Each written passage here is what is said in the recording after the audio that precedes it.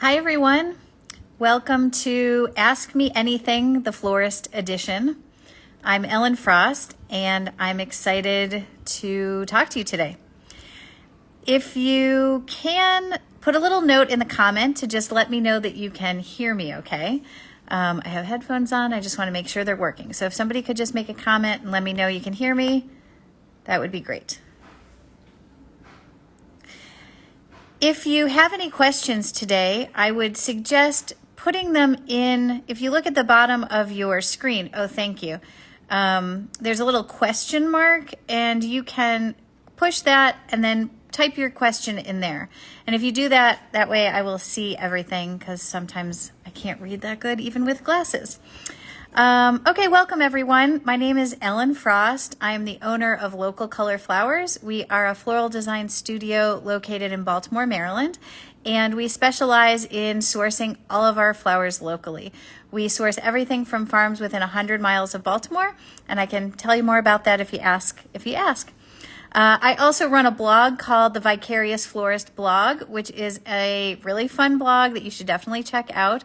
That is a behind-the-scenes look at what it's like to be a florist. So you can find that at vicariousflorist.com. And finally, I am an instructor and teacher with the Gardener's Workshop. I offer 2 classes, one very large, fun, excellent class called Growing Your Business with Local Flower Sourcing, which registration opens November 5th.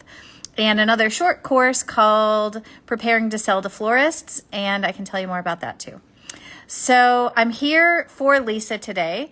Lisa always will be able to answer questions for you about farming. I am not a flower farmer, and while I know some things about flower farming, I don't know a lot. So I'm open to all questions, but be forewarned that I don't know anything about like spacing or timing or farming, things like that. So, all right, let's get started. Type your questions in the question box and I will get started. And while we're waiting, I'll just tell you that it's freezing cold here and most of our farmers have had a frost last night, or those that haven't, I think, are expecting one tonight. And so for us, that means everything sort of switches around. Where we get flowers, who we're getting them from, things like that.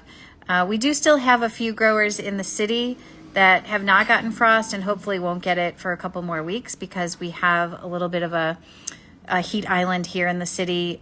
We have lots of concrete and lots of asphalt and sometimes not a lot of tree cover. And so we have a little bit of a microclimate. It's a little bit warmer here in the city. So we do still have a few farmers producing stuff in the city. So let's see, first question, what foliage do you love to use and want to buy from your farmers? Okay, great. We use a ton of foliage. Let's start with the spring because winter, whatever. Okay, so spring we love Solomon seal, especially variegated Solomon seal. The regular Solomon seal is not really that cute. I mean, it's fine, but it's not that cute. The variegated is really better. And then we use a lot of Bupleurum, which is not really a foliage, I guess. It's probably technically a flower, but we use it as a foliage and we love it. And then through the summer, we use lots of things like eucalyptus, scented geranium, 9-bark, smoke bush, lots of mints, mountain mint we love. And then in the winter, we use a lot of evergreens, magnolias, and arborvitae and things like that. So foliage is great. Oh, Dusty Miller, lamb's ear. Those are 2 popular ones too. So we use a lot of foliage. We probably buy each week, probably at least a third of our stuff that we buy is foliage. So yeah, we love it. And if there's some you're thinking about that you want to ask about, because I can't think of them all off the top of my head, just type in and I'll let you know if I like it or not. Okay, other questions. What do you pay per stem for Lisianthus? I don't know. Right now, maybe between $150 and $250, somewhere around there. What do you use to hold your mason jar flowers in for the holidays? Why do you use to hold your mason jar flowers for the holidays? Maybe rephrase that so I have a better understanding of what you're asking. We do use a lot of mason jars. We do, for the holidays, if that's what you mean, we do a something called winter in a jar, which is basically a wide mouth pint-sized mason jar. I mean, a wide mouth quart-sized mason jar that's full of evergreens, red ilex, and pine cones. And then it's just tied with a little bind wire with some little bells on it. They're super cute, they're really popular, and they're great because you get to use all of the side shoots of the greens. And so when we're making bigger things, we always have side shoots, so we save those and use those in our winter in a jar. All right, let's see. Make sure to type into where the question mark is so that I can see all of the questions together. Let me just run through these and see what other questions we have. What's the best way to get florists to buy your inventory? Grow really great stuff. High quality, interesting varieties, great customer service. For me, those are the things that we always look for. Quality is number one by far. Interesting varieties, high on the list, and good customer service can go a long way. So those are the best things, I think. Somebody asked, how did I get started sourcing local flowers? Great question. So I worked at a farm in Baltimore County called Breidenbaugh Farms, and they were a vegetable farm. And I farmed there for a few years thinking maybe I would be into farming. I realized I wasn't quickly. But for that farmer, I worked at a farmer's market. And next to us was my friend John McEwen, who then, he wasn't my friend then, but he became my friend, who owns Locust Point Flowers. And he was the first flower farmer that I had ever met who did just flowers, no vegetables, nothing else. And that was about 20 years ago. And as my friends started getting married, we started using John's flowers just to put their flowers together for them. And the more I did that, the more I liked it and thought I'd like to continue doing floral design and continue using the flowers that John and other growers that I had met had available. And so that was really how LocoFlow got started. We never were a business that sourced conventionally and then switched to local. We started with local and continued on to today with local stuff. All right, let me see some other questions. Would you be offended if a flower farmer came to you to ask what you typically pay wholesale per stem? How do we know what to charge per stem? We undercharge this season, our first season, don't want to make that mistake next year. Okay, great question. Let me say a couple of things. First, in the class that I teach through Gardener's Workshop, which is called Preparing to Sell to Florists, we do a whole section on pricing. Pricing is really key, and it can make or break your business. I know that for my own business. And so in that class, we dig deep into how to price. And we look at everything from comparing wholesale prices to what the market can bear, what your competitors are using, what it costs you to grow the stuff. We go through each of those things. So for a deeper dive, I'd say definitely check out that class. It's only $50, and I think it's worth taking. So would I be offended if a flower farm came and asked me what I pay wholesale? One, I don't buy wholesale, so nobody would ask me that. I buy wholesale, but not from a wholesaler. The best thing for you to do is get an account at a wholesaler. You can get those online, and you can just compare the prices from the wholesaler to what you're charging. That's like the first thing. So there's online wholesalers like Maesh or Delaware Valley or the Floral Source. You can look at any of those, get on there, get an account, look at their prices. And then I would say like undercharging is really challenging. It can really, long-term, it can really just destroy your business. So you want to get in touch with what the right pricing for you is. And another thing to do is to maybe get on a grower's availability list, maybe not in your exact region. Like if I was in Baltimore, maybe I would check out a similar city like St. Louis. I would ask a farmer there if I could get on their availability list. If you're a member of the Association of Specialty Cut Flower Growers, they have a price list that they make available for their members. And if you're not, I know it's like maybe $200 a year to be a member, but it's totally worth it. You get so much information from the ASCFG, and I would definitely suggest becoming a member, even if it's just for the pricing. You'll save, so if you spend $200, you're going to save that on higher prices and better pricing in the future. So let me know other questions if you have about pricing. Oh yeah, what do we use for mason jars? So I think I said we use just ball jars for our holiday winter in a jar, and that's the quart size wide mouth. And for a couple of years, it's been really hard to get mason jars because of COVID and supply chain issues and all kinds of things. And it's also like fall is like high canning season. So we always try to get our mason jars and store them for winter so we're not scrambling. All right, let's see some other questions. Can I buy one of your local shirts with the flower bouquet on it? I love it. Thank you. We love it too. It's not available right now.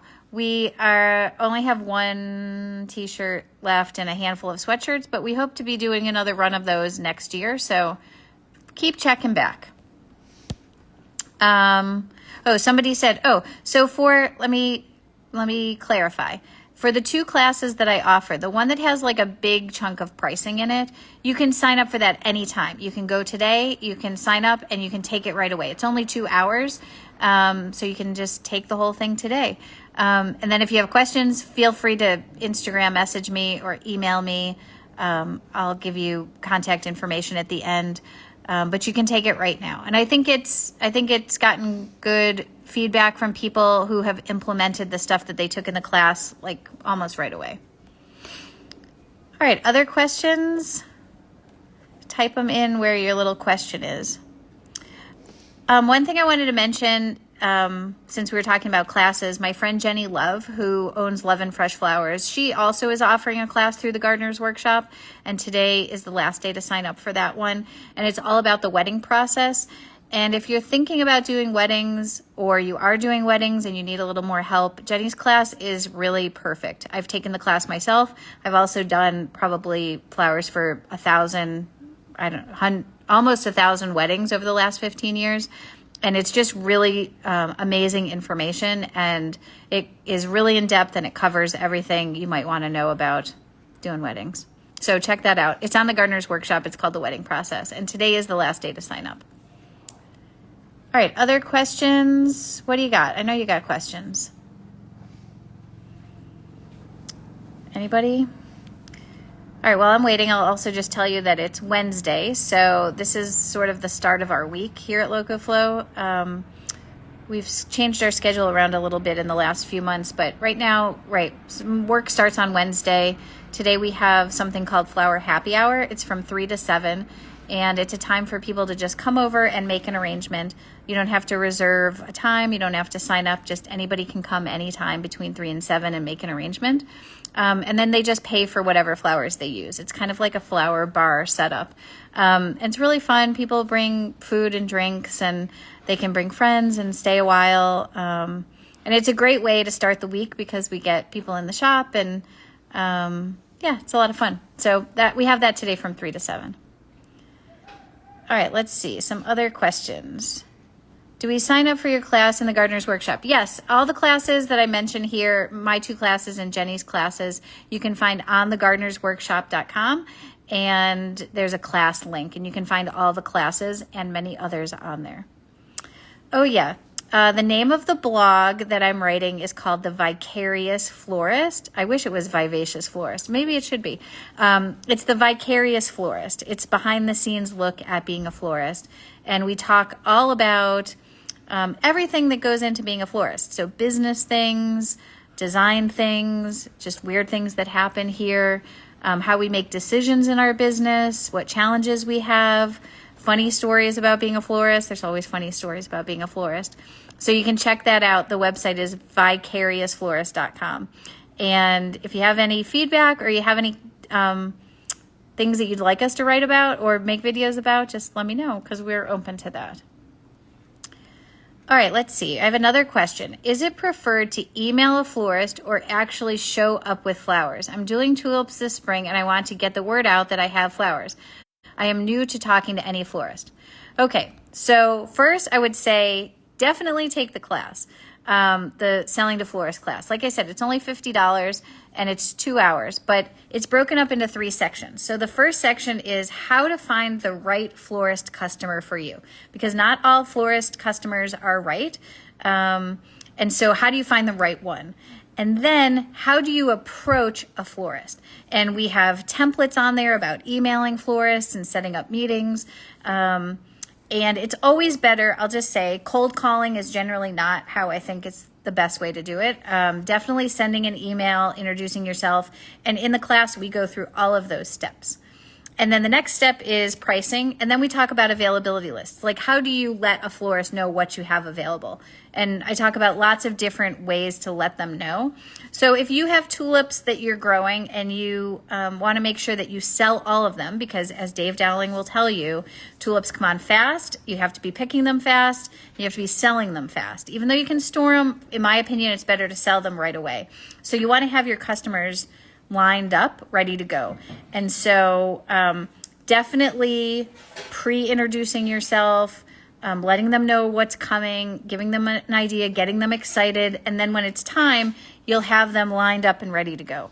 So definitely, I would say do not wait to just cold call once your tulips are ready. Really get the ball rolling now and have those florist customers set up. All right, let's see. We have a couple other questions. Do you make requests to your growers, colors, varieties, timing? 100%. We work with about 40 farmers throughout the region and throughout the year, and we absolutely have requested things from them. Some, it's just a casual request like, oh, grow more of this next year because we like it. And some are like real partnerships where we work with a grower, like for example, Clear Ridge Nursery. They're one of our dahlia growers, and about 7 years ago we decided to partner with them to have them produce winter tulips for us. And so we worked together to try to figure out how it would work, and they have been producing winter tulips for us for the last 6 or 7 years. And so that was a request, like we wanted winter tulips. We didn't have anybody that was growing them. And so we reached out and partnered with them. So 100%, we definitely ask growers to grow stuff for us. One thing as we're entering winter, one of the things that we find most valuable is winter meetings with our growers.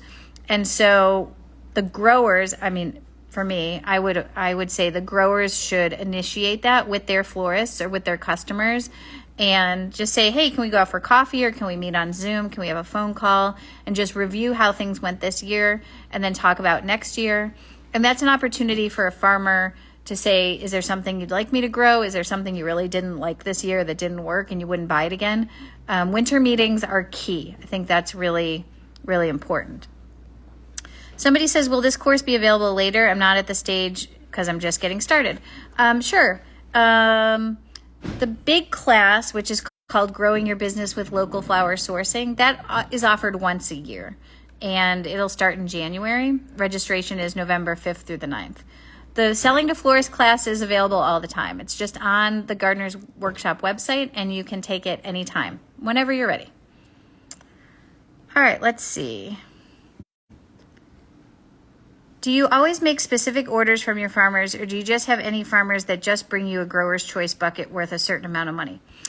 Okay, so farmers do offer that, and it can work for some florists and it cannot work for others. So it depends, and this gets back to finding the right florist customer for you, because if you're selling to a wedding florist, likely they need specific colors, specific styles, specific things, more specific than just a general grower's choice bucket. But if you're selling to a florist who maybe has a retail shop and just needs flowers for their cooler, maybe grower's choice can work. So it really depends on who you're trying to sell to and finding the right florist customer for you, because like I said, not all florist customers are right. And in the Selling to Florists class, one of the things that we do is we sort of go through all the kinds of florists. So what does a wedding florist need that a retail florist doesn't? What does a retail florist need that maybe a funeral florist doesn't? We sort of go through all of those things so that you can figure out, okay, well, I really only can sell grower's choice for whatever reason. So maybe I need to not focus on wedding florists and focus more on retail florists, or vice versa. So it's really figuring out who is your best right customer, if that makes sense. All right, give me some more questions. I'm ready for you.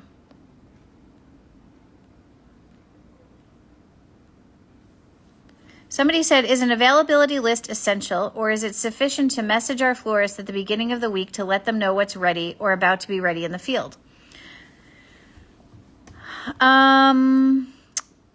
We have people that do that, and that can work. But remember, if you are selling to florists as your main gig, or you want to be selling to florists as your main gig, presenting sort of a professional business to them is important. So while once in a while, I mean, certainly our growers text us all the time and say, oh, I've got more of this in the field, or I've got more of that in the field. But in order for me to really be able to make my orders, budget my time, budget my money, compare other things, an availability list is the easiest way for me to do that. So I get the list, same time every week, same day every week. I can be prepared for it. I can be ready to make my order. That is really the way that I think that you should do it if you're a farmer selling to a florist. And in the Selling to Florists class, we talk about availability lists can be very simple. They can just be an email. They can be a Google Sheet, a Google Doc. It can be something in Airtable. It can be really simple. It does not have to be complicated. But I think if you really want to grow your business selling to florists, then an availability list eventually will be needed. Which dahlia varieties are your favorites to work with? We love all dahlias, but let me tell you a couple things. One, for us, we're only using things like cafe au laits or any sort of decorative dahlias for weddings and events. If we're using dahlias in single orders where they go out and then it sits on somebody's dining room table for a week, we're really trying only to use ball dahlias or more compact dahlias that aren't going to die as quickly. So while we love things like cafe au laits, we're really just using those for events. And this year, some ones that we've loved are brown sugar. We have these in the shop right now, and they're really great. We've also liked Caitlin's Joy, which has been this weird purple, pink, yellow. And then also Zundert Mystery Fox has been really fun. But we love dahlias, and we have a great dahlia grower here, Clear Ridge Nursery, the same folks that do our tulips. And, they have 100 varieties available, and there's not many we don't like. So yeah, we love them.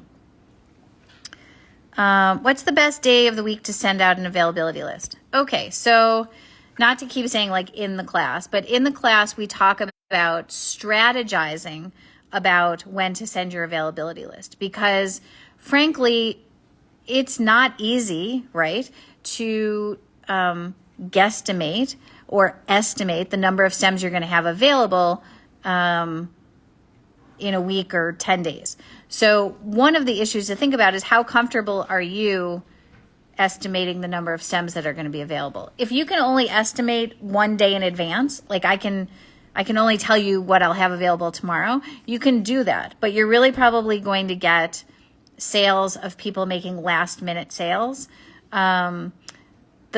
The most sort of the longest time out that our growers send availability is maybe Tuesday for the following Tuesday or Tuesday for the following Wednesday. So a week in advance. But that's tricky. And you have to really learn to estimate well in order to do that. And I always think it's better to underestimate rather than overpromise, because For a florist, if you tell me you're going to have 100 white dahlias and I order 100 white dahlias, and then next week when you arrive, you say, oh, I'm sorry, I could only get 20. For me, that is like almost like, I'll give you another chance, but that to me really puts me in a bind. So you never want to put yourself or your florist in a situation where they've ordered something, you don't have it, and there's no way for them to get it otherwise, if that makes sense. So you have to really figure out what day of the week works best for you. And then again, you have to figure out when your florists want flowers. If they're retail florists, they might want flowers on Monday. And if they're wedding florists, they might want wet flowers on Thursday. So again, finding your right customer is really important to make sure that you are being able to serve them the best way you can. Oh, good. Somebody said they were going to sign up for the class. Thanks. You can always ask questions after you've watched it and let me know what you think. All right, other questions. We've got a few more minutes before I have to get ready for Flower Happy Hour. So tell me some other questions you've got for me. Florist questions, farmer questions, business questions. I love business questions. What do you got? Anybody? All right, I'll just tell you a little bit more about my week, and if there's no more questions, we'll sign off. So today, like I said, we have Flower Happy Hour every Wednesday.